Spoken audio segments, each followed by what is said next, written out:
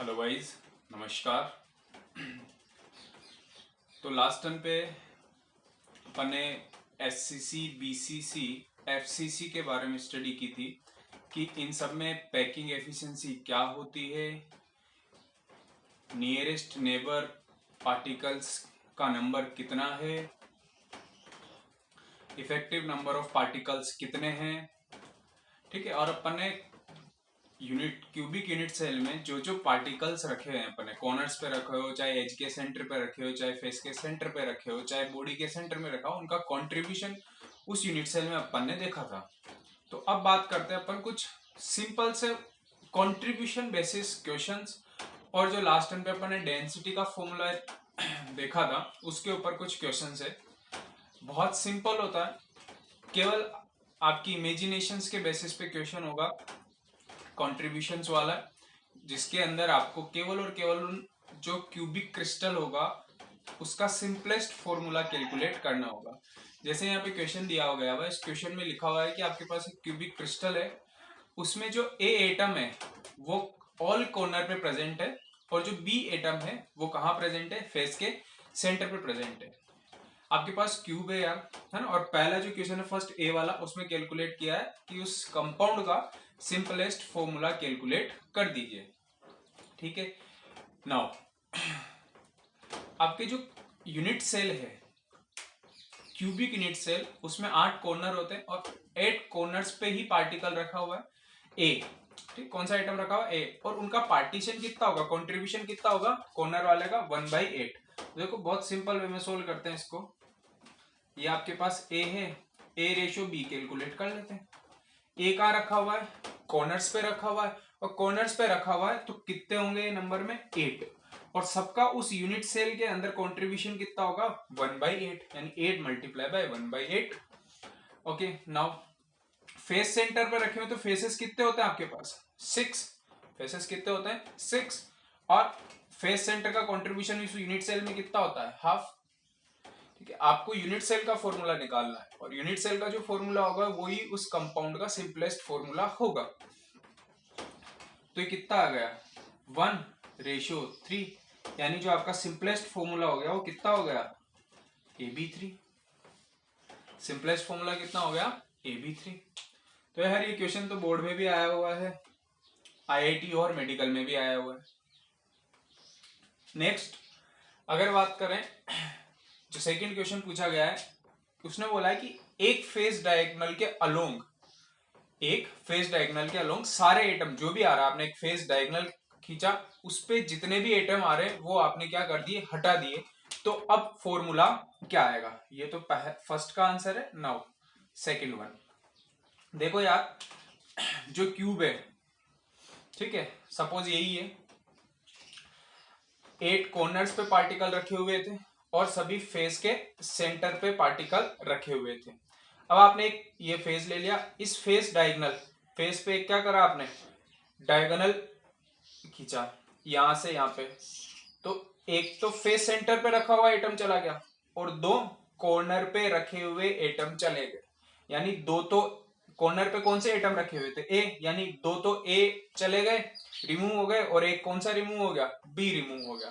तो यार अब बताओ, ए रेशो बी, ए कितना है आपके पास, पहले 8 थे, 2 चले गए कॉर्नर वाले, तो कितने रह गए, 6 का रेशो, 6 मल्टीप्लाई बाय 1/8।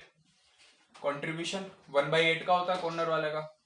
बी कितने रह गए, 6 थे, उसमें से एक चला गया, तो कितना आ गया, 5। और कॉन्ट्रीब्यूशन कितना होता है, हाफ। तो ये कितना आ गया, 3/4 रेशो 5/2। ठीक है। इसको सोल्व करते हैं एलसीएम लेके, तो 4, ये क्या हो जाएगा, 3/10, यानी ए और बी का रेशो कितना आ गया, 3/10। ठीक है। तो आपका जो सिंपलेस्ट फॉर्मूला हो गया A3, और कितना हो गया, B10।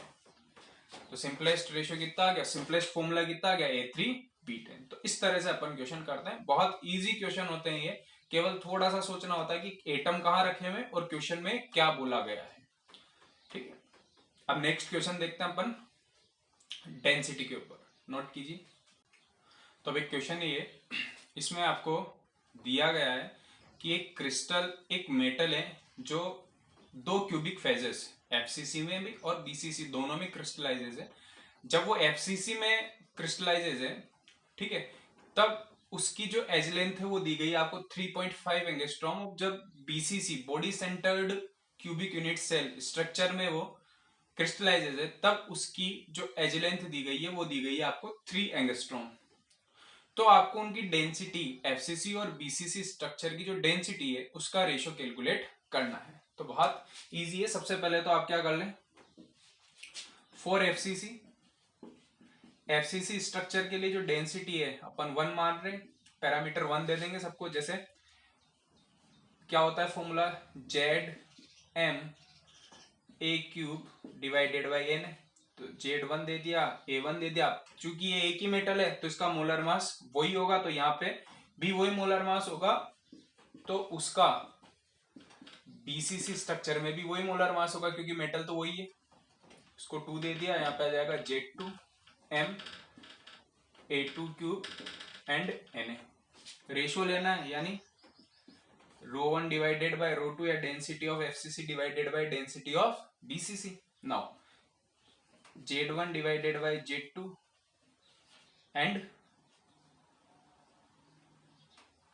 क्या आ जाएगा, बोलो, A2 cube divided by A1 cube. Done. इसी तरह से आएगा। नाउ वैल्यू पुट करो यार। Z1 एफसीसी के लिए Z कितना होता है, कल पढ़ा था, इफेक्टिव नंबर ऑफ पार्टिकल्स या मॉलिक्यूल्स 4। बीसीसी के लिए 2। नाउ A2 क्यूब, A2 कितना है, बीसीसी के लिए कितनी है 3, यानी 3 का स्क्वायर 3 का क्यूब, और यहाँ पे एफसीसी की एज लेंथ कितनी है 3.5 का क्यूब। इसको सोल्व करते हैं तो ये लगभग 1.25 के आसपास आ जाता है रेशियो। तो आपको फॉर्मूला याद होना चाहिए, सिंपल सी कैलकुलेशन आती है, तो ये इस तरह से सोल्व हो जाएगा। ठीक है, ये आईआईटी के अंदर क्वेश्चन आया, शायद आईआईटी 1999 के आसपास किसी ईयर में ये क्वेश्चन आया था। ठीक है, नेक्स्ट क्वेश्चन देखते हैं, करो। अब अपन नेक्स्ट क्वेश्चन ले रहे हैं। इसमें दिया गया है आपको कि जो क्रोमियम है वो बीसीसी लैटिस रखता है, और उसमें जो एज लेंथ दी हुई है आपको 2.87 पिकोमीटर दिया गया है, और आपको कैलकुलेट करना है कि क्रोमियम की रेडियस क्या होगी, और साथ ही आपको क्रोमियम की जो डेंसिटी, मतलब उस यूनिट सेल की डेंसिटी, वो ग्राम पर सेंटीमीटर क्यूब में आपको कैलकुलेट करनी है। तो अपन ने पढ़ा था यार कि बॉडी सेंटर्ड के अंदर एक रिलेशन होता है। क्या रिलेशन होता है कि जो बॉडी डायगोनल होता है √3a, वो किसके इक्वल होता है 4r के। ठीक है, और फेस सेंटर में क्या होता है √2a, सॉरी हाँ, √2a is equal to 4r है। 4r, r क्या है रेडियस, a क्या है एज लेंथ। तो यहां से अगर आप रेडियस कैलकुलेट करोगे तो क्या आ जाएगा, √3 divided by 4 multiply by a, then √3 divided by 4, a कितना है 2.87। इसको आप सोल्व करते हो तो ये आ जाता है 1.24 पिकोमीटर, 1.24 पिकोमीटर। तो ये आपने क्रोमियम की रेडियस कैलकुलेट कर ली। अब साथ में पूछा गया है आपसे डेंसिटी, ठीक है, किसमें, ग्राम सेंटीमीटर क्यूब में। ठीक है यार, तो अब 2.87 पिकोमीटर है। ठीक है, आपके पास ए कितना दिया हुआ है 2.87 पिकोमीटर, तो मीटर में, सेंटीमीटर में क्या हो जाएगा ये 2.87 इंटू 10⁻⁻10 सेंटीमीटर, राइट। कितना हो जाएगा 2.87 इन 10⁻⁻10 सेंटीमीटर। ठीक है, मीटर के अंदर कितना होता है, पिको यानी 10⁻12, एंगस्ट्रॉम यानी 10⁻10 मीटर, लेकिन ये तो सेंटीमीटर है तो 10⁻10 सेंटीमीटर आ जाएगा यहाँ पे। नाउ फॉर्मूला डेंसिटी का, density is equal to Z M cube का volume a cube and N. Done. कितना है जेड, बीसीसी के लिए जेड कितना होगा 2। ठीक है, क्रोमियम का मास 52, क्रोमियम का मास 52, मोलर मास ए सेंटीमीटर में पुट करनी 2.87 इंटू 10⁻10 का क्यूब, और एन है 6.02 इंटू 10⁻23। ठीक है, तो इसको आप सोल्व करोगे तो ये किसके अंदर ग्राम सेंटीमीटर क्यूब में क्या आ जाएगा, इसका आंसर आ जाएगा। ठीक है, आप इसको सोल्व करोगे तो अप्रोक्सीमेट ये 7.3 के आसपास इसका आंसर आता है, approximate gram centimetre cube.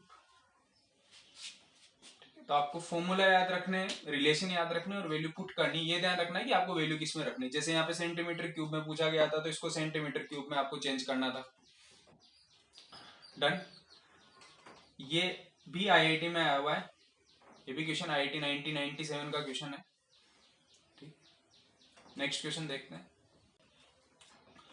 Next question में दिया गया है कि आपके पास एक गोल्ड है, उसको एफसीसी लैटिस में उसको क्रिस्टलाइज किया गया है और आपसे क्वेश्चन किया गया है कि अगर 2 ग्राम गोल्ड दिया गया है, 2 ग्राम अगर गोल्ड है तो उसमें कितनी यूनिट सेल आ जाएगी, उसकी कितनी यूनिट सेल आप बना सकते हो एफसीसी यूनिट सेल।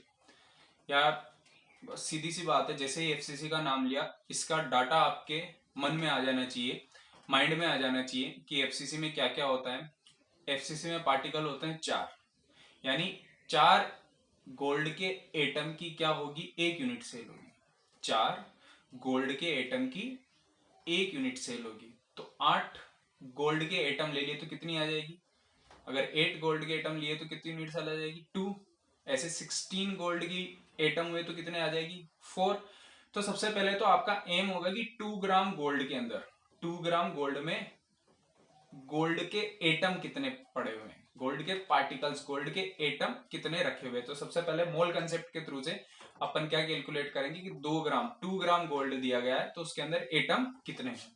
तो सबसे पहले first thing, number of gold atoms in 2 ग्राम क्या हो जाएगा, मास, एटम कैसे निकालोगे, mass divided by molar mass. ये तो मोल निकल गया, और मोल निकल गया तो उसको Na से मल्टीप्लाई करने पे, उसको Na से मल्टीप्लाई करने पे क्या आ जाएगा, कितने आपके पास एटम प्रेजेंट है, किसके, गोल्ड के। तो मास कितना है, कितना दिया हुआ है आपको 2, मोलर मास होता है गोल्ड का 197, और ये हो गया आपके पास 6.02 इंटू 10⁻23।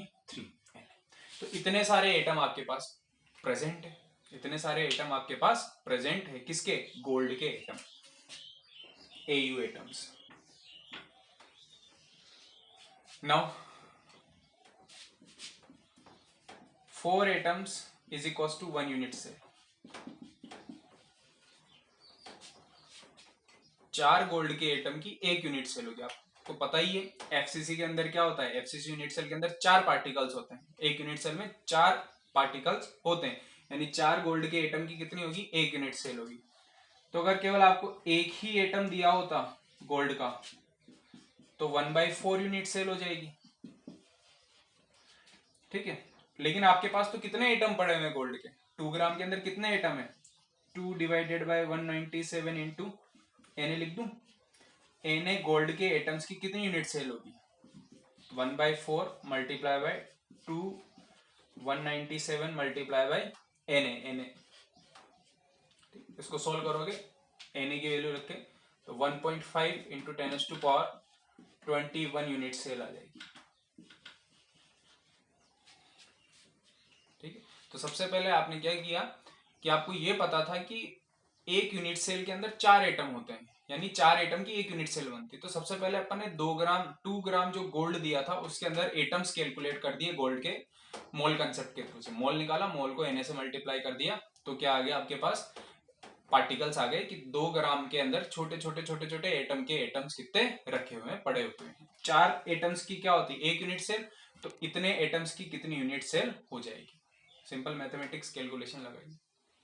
ठीक है, नेक्स्ट क्वेश्चन है आपके पास जिसके अंदर आपसे बोला गया है कि एक मेटल जिसका मोलर मास 75 ग्राम पर मोल है, ठीक है, वो किसी यूनिट सेल के अंदर क्रिस्टलाइजेज है जिसकी एज लेंथ 5 एंगस्ट्रॉम है। अब वो आपको लेटेस्ट नहीं दिया गया है कि एफसीसी है, बीसीसी है या एससीसी है ना, और आपसे बोला गया है कि उसकी डेंसिटी 2 ग्राम पर सेंटीमीटर क्यूब है।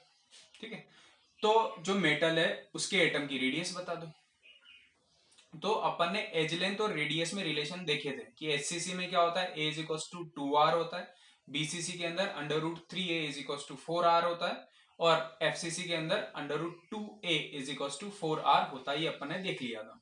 तो सबसे पहला एम अपना ये होगा कि किसी तरह से आपको ये पता चल जाए कि ये जो क्यूबिक लैटिस है वो एफसीसी है, बॉडी सेंटर्ड है या एफसीसी है। आफ्टर देन अपन वो रेडियस वाला रिलेशन अप्लाई करके रेडियस कैलकुलेट कर लेंगे। अच्छा, तो अब सबसे पहला जो एम था कि आपको क्या कैलकुलेट करना है, ये पता करना है कि ये स्ट्रक्चर कौन सा है। तो उसके लिए आपको डेंसिटी गिवन है।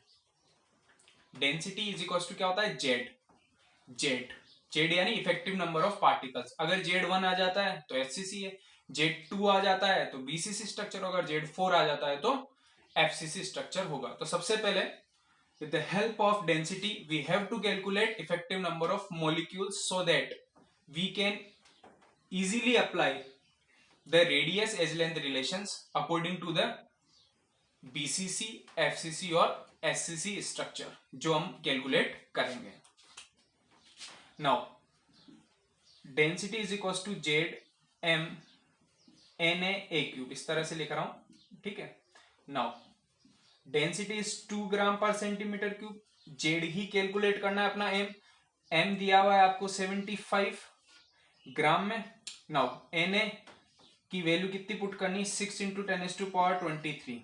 नाउ आपको जो एज लेंथ आपको जो पुट करनी वो किसमें पुट करनी पड़ेगी, सेंटीमीटर में, और यहाँ पे दिया हुआ है एंगस्ट्रॉम में। Now a is equal to क्या है, 5 एंगस्ट्रॉम। 5 एंगस्ट्रॉम बोल दू या 5 इंटू 10⁻10 मीटर बोल दू। सेंटीमीटर में कितना हो जाएगा, 5 इंटू 10⁻8 सेंटीमीटर। तो ये वैल्यू आपको यहाँ पुट करनी है, 5 इंटू 10⁻8 सेंटीमीटर। आप इसको सोल्व करोगे तो जेड की वैल्यू यहां से आ जाएगा 2। जेड की वैल्यू यहां से कितनी आ रही है, 2 आ रही है। यानी ये कौन सा स्ट्रक्चर हो गया, बीसीसी स्ट्रक्चर हो गया, बॉडी सेंटर्ड क्यूबिक क्रिस्टल है ये। अब बॉडी सेंटर्ड में आपको रिलेशन पता ही है क्या होता है, बॉडी सेंटर में रिलेशन पता है अपन को कि √3a is equal to 4r। Done. तो r इज इक्वल टू क्या हो जाएगा, √3, a की वैल्यू कितनी दे रखी है आपको, 5 एंगस्ट्रॉम।